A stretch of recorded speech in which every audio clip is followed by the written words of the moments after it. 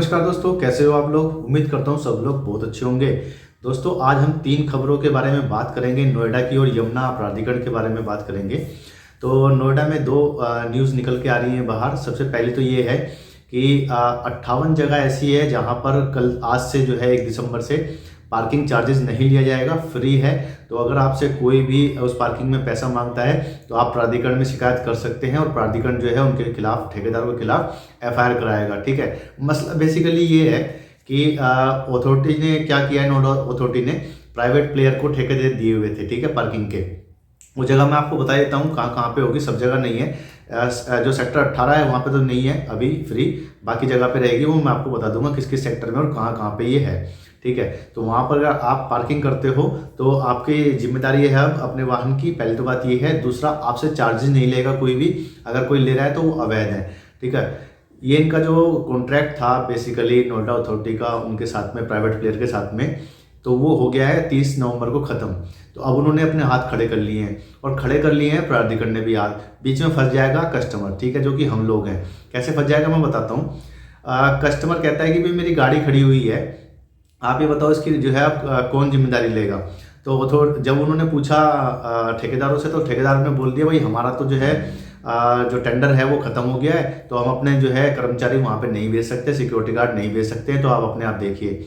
ठीक है, या फिर अथॉरिटी देखेगी। जब लोगों ने अथॉरिटी से पूछा तो अथॉरिटी ने कहा कि आप हमें डॉक्यूमेंट दिखाइए अपनी पार्किंग का। तो उसमें जो है डॉक्यूमेंट में लिखा हुआ है कि आपने वहाँ पे फलाना दिन में पार्किंग की है और इतने दिन के लिए पार्किंग की हुई है। तो अब वो कह रहे थे कि लिखित में आपको जो है ठेकेदार ने दिया हुआ है तो जिम्मेदारी उसकी है। तो अब मुझे आप ये बताइए जिम्मेदारी किसकी होगी। ठीक है। यहाँ पर बाकी जो नए पार्किंग वाले हैं वो पैसे ना दें। तो यहाँ पे देखिए 20 करोड़ रुपया जो है बकाया है ठेकेदारों को, जो अथॉरिटी को देना है। मुझे ये नहीं समझ में आ रहा होता। आपने उसको ब्लैकलिस्ट कर दिया, अच्छी बात है, और वो ये कह रहे हैं कि हम उनके खिलाफ एफआईआर कराएंगे अगर वो जो है किसी से अवैध उसमें पाए गए जो पार्किंग चार्जेज लेते हुए। अरे भाई साहब, इतने दिन से उन्होंने आपका पैसा नहीं लौटाया, आप क्या कर रहे हो? आपने कोई एक्शन लिया उनके खिलाफ? जब गवर्नमेंट ही नहीं पैसा निकाल पाएगी तो कौन निकाल पाएगा? हमसे तो बड़े जल्दी जो है पैसे ले लेते हैं, फाइन लगा देते हैं। ठीक है। ठेकेदारों ने इतना टाइम से अपने अंटी में पैसा लगा के बैठा हुआ है। खैर, तो 1 दिसंबर से ये फ्री हो गई है। कहाँ कहाँ है मैं आपको बता देता हूँ। देखिए सेक्टर 25 का जो स्पाइस मॉल है, ठीक है, वहाँ पर जो है पार्किंग फ्री मिलेगी आपको। और 1-2 महीने लग जाएगा अभी नए टेंडर होने में, तो तब तक आप मौज लीजिए। ठीक है। सेक्टर 29 में है गंगा शॉपिंग कॉम्प्लेक्स है। उसके बाद में ब्रह्मपुत्र मार्केट है। उसके बाद सेक्टर 61 में आपका जो है सोप्रिक्स मॉल है। उसके बाद में सेक्टर 32 के अंदर लॉजिक्स मॉल है। सेक्टर 33 में जो है ARTO का ऑफिस जो है वहाँ पर। सेक्टर 54 में SCL का ऑफिस के पास है। सेक्टर 142 में आपका एडवेंट का जो ऑफिस है, आपने देखा होगा सड़क पे, उसके पास। सेक्टर 124 और 125 के बीच में जो पार्किंग है वहाँ पर। सेक्टर 63 जो कि हल्दीराम और जो महिंद्रा का शोरूम है उनके जो सामने है वो वाली पार्किंग। सेक्टर 104 में जो हाजीपुर गांव के सामने जो पार्किंग है वहाँ पर। सेक्टर 41 में जो पेट्रोल पंप है उसके पास में जो पार्किंग है, तो वहाँ पर जो है आप नहीं लगा, मतलब चार्जेस नहीं देने हैं आपको। ठीक है। ये तो इसकी थी पार्किंग के रिगार्डिंग में खबर, जो कि नोएडा प्राधिकरण की तरफ से थी। दूसरी है जो बुलडोजर चलाया सेक्टर 151 के अंदर में। एक यहाँ पर भी अब ये देखिए छोटा सा नुक्ता मैं आपको देता हूँ। जब वो फार्म हाउस बन रहे होते हैं तब अथॉरिटी काम गई हुई होती है। ठीक है। ऐसा नहीं है कि उनको मालूम नहीं है, मालूम है। या तो वो इंतजार करते हैं या फिर वो जो है केस पेंडिंग रहता है। तो जो दूसरी वाली बात है, केस पेंडिंग रहता है, तो इलाहाबाद हाई कोर्ट ने जो है ऑर्डर दिए थे। ठीक है। अभी जो पास होके आए हैं, इतना टाइम लग जाता है। यहाँ पर सरकारी ज़मीन घेर के लोगों ने जो है सेल आउट कर दी है और लोग उसमें ठगे गए हैं। तो कितनी बड़ी बात है ये भी। तो सेक्टर 151 के अंदर कल कार्रवाई हुई है, परसों हुई थी। ठीक है। उससे पहले अप्रैल में हुई थी, तब तो अच्छा खासा वो हुआ था, और अभी फिर हुआ है। तो ये कब तक ऐसे ही करते रहेंगे समझ में नहीं आता मुझे।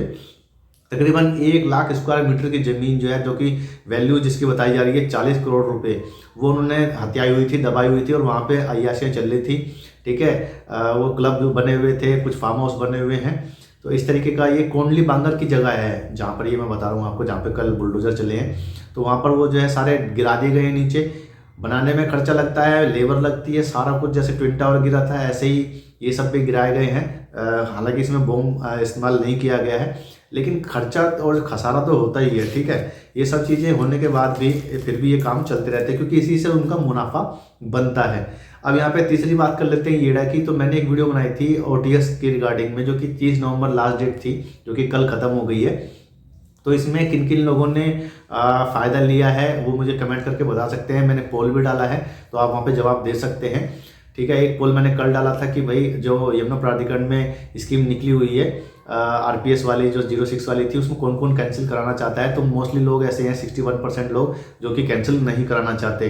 तो अच्छी बात है, ना ही कराएं तो ज़्यादा बेहतर है। बाकी जिसका 1-2 फॉर्म भरे हुए, 3 फॉर्म भरे हुए हैं, वो तो कैंसिल कराना ही पड़ेगा आपको। देखिए इसमें टोटल अगर मैं बताऊं तो 3700 एप्लीकेंट हैं येडा के अंदर में, जो OTS स्कीम का फ़ायदा ले सकते थे, लेकिन केवल 788 लोगों ने ही अभी आवेदन किया है। पता नहीं या तो पैसों की कमी है या फिर जानबूझ के नहीं करते हैं, क्या कारण है नहीं पता। तो अभी जो है रीशेड्यूल किया गया है पेमेंट का उनके लिए, तकरीबन 160 करोड़ रुपए का जो है ये जो है रीशेड्यूल करा जाएगा। तो 788 एप्लीकेशंस गई हैं उनके पास में, जिसमें से मैं आपको बता दूं 2009 में जब निकली थी रेजिडेंशियल स्कीम, उसमें से सबसे ज़्यादा है जो कि 542 एप्लीकेशन गई हैं। उसके बाद जो बिल्टअप हाउस होते हैं, ठीक है, जैसे कि आपने देखा होगा सेक्टर ये 22D के अंदर में, ठीक है, वहाँ पर 81 एप्लीकेशन गई हैं। उसके बाद में इंडस्ट्रियल जो प्लॉट होते हैं उनकी 150 एप्लीकेशन गई हैं। IT वाले जो होते हैं, जो इंस्टीट्यूशन वाले होते हैं, उनकी 9 गई हैं, 9 एप्लीकेशन। अब आ जाते हैं RPS 1, 2 और 4 की। RPS 1 में 1 एप्लीकेशन गई है, यानी कि बाकी नोट दे दिया होगा पैसा या फिर नहीं दिया होगा। RPS 2 में भी 1 है और RPS 4 के अंदर 2 एप्लीकेशन गई हैं।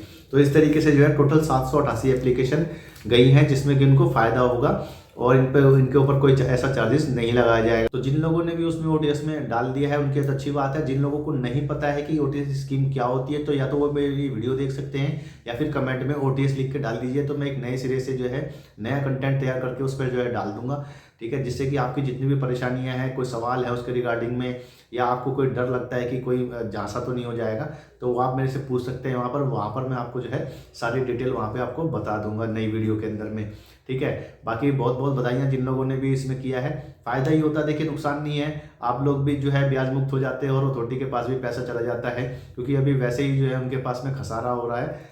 खसारे का मतलब है कि उनका जो है ऋण उनके ऊपर चढ़ता जा रहा है, काफ़ी ऋण है, ऐसा नहीं है। और ऋण करने वाले हम लोग नहीं होते, छोटे लोग, ये बड़े बड़े लोग होते हैं, बड़ी मछलियाँ होती हैं, जिनका जो ज़मीनें दबा के बैठी हैं और जिसमें जो है ये अथॉरिटी को पैसा नहीं देते हैं और उनका पैसा नहीं बन पाता है। फिर भी योगी जी बहुत तेज़ी से काम कर रहे हैं और ख़ासतौर से इस क्षेत्र में तो उनका जो खास ध्यान है वो यहाँ पर नोएडा और गौतम बुद्ध नगर में बेसिकली कहूँगा। और मैं ये भी कहना चाहूँगा योगी जी से कि हमारे जो गाजियाबाद का इलाका है उस पर भी थोड़ा सा ध्यान दीजिए, लोनी क्षेत्र में भी थोड़ा सा ध्यान दीजिए, क्योंकि ये अभी सबसे पिछड़ा इलाका अभी जो है लोनी क्षेत्र है यहाँ पे। अगर आप मेरी बात से सहमत हो तो कमेंट करके ज़रूर बताइएगा और इसको शेयर कीजिए, ताकि जो है ये वीडियो आगे पहुंच जाए और लोनी क्षेत्र में भी कुछ जो है तब्दीली आए। और जनवरी में फिर मुझे आशंका है और फरवरी में कि रेजिडेंशियल स्कीम 07 आने वाली है, तो उसके लिए भी तैयार रहिए, रोकड़ा जमा कर लीजिए। बाकी देखते हैं अभी क्या होता है 16 दिसंबर को।